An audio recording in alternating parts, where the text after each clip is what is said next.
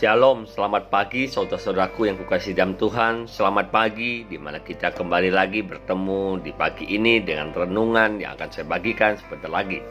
Dan saya percaya sebelum kita masuk ke dalam renungan pagi ini, saya mau ngajak saudara-saudara kita semua untuk baca satu firman Tuhan yang sama-sama kita baca. Di kitab Yohanes pasal 20 ayat yang ke-19.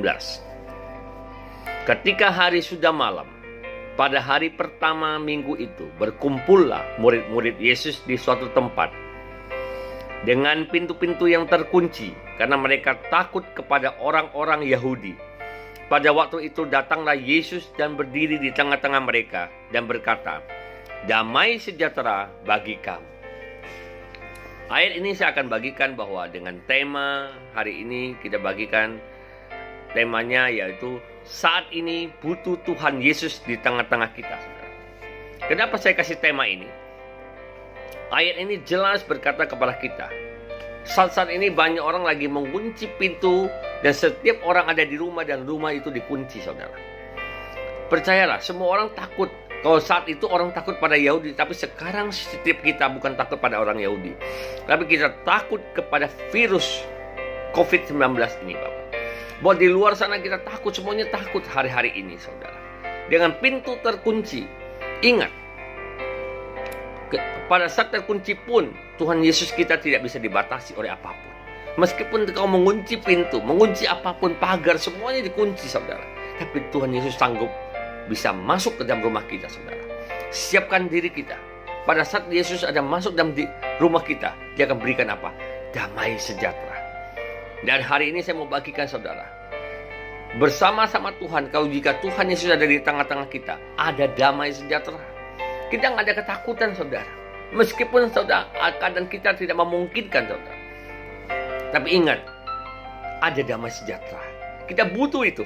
Hari ini setiap kita, mau kaya, mau miskin, mau dia pejabat, mau siapapun, dia butuh damai sejahtera dari Tuhan. Tanpa damai sejahtera, dia nggak tenang, saudara. Haleluya. Katakan, saya dapat ketenangan di dalam Tuhan. Haleluya. Yang kedua, kita lihat di ayat yang 20. Dan sesudah berkata demikian, ia menunjukkan tangannya dan lambungnya kepada mereka. Murid-murid itu bersukacita ketika mereka melihat Tuhan, saudara. Ada bukti, saudara. Jika Tuhan Yesus ada di tengah-tengah kita, ada buktinya bahwa mereka melihat tangannya dan lambungnya yang bekas disalib itu. Bekas disalibkan. Dan kita percaya. Dan murid-murid itu bersukacita. Kalau Tuhan ada di tengah-tengah kita, ada sukacita dari Tuhan, saudara. Meskipun keadaan sekarang kita bilang, gimana saya bisa bersukacita? Tapi ingat, Yesus sanggup memberikan sukacita dari Tuhan. Dia akan memberikan kita kegirangan. Kenapa? Ada pengharapan di dalam Tuhan Yesus.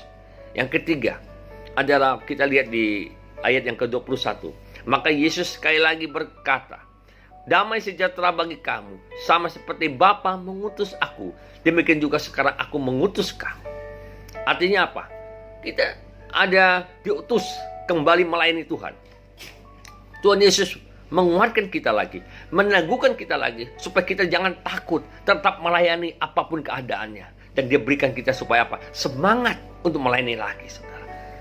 Dan terakhir saya akan bagikan yang ke ayat yang ke-22.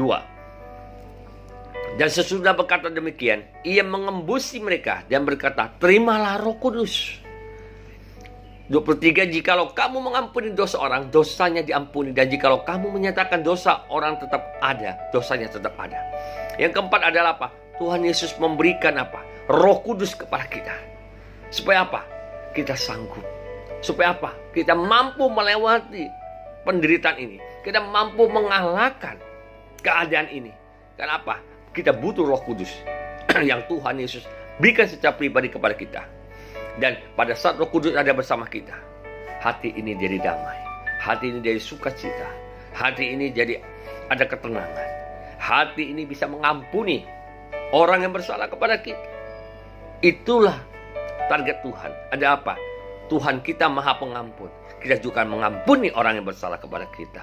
Percayalah, hari ini Tuhan Yesus ada di tengah-tengah kita semua. Percayalah, Dia tidak pernah meninggalkan kita. Tuhan Yesus memberkati.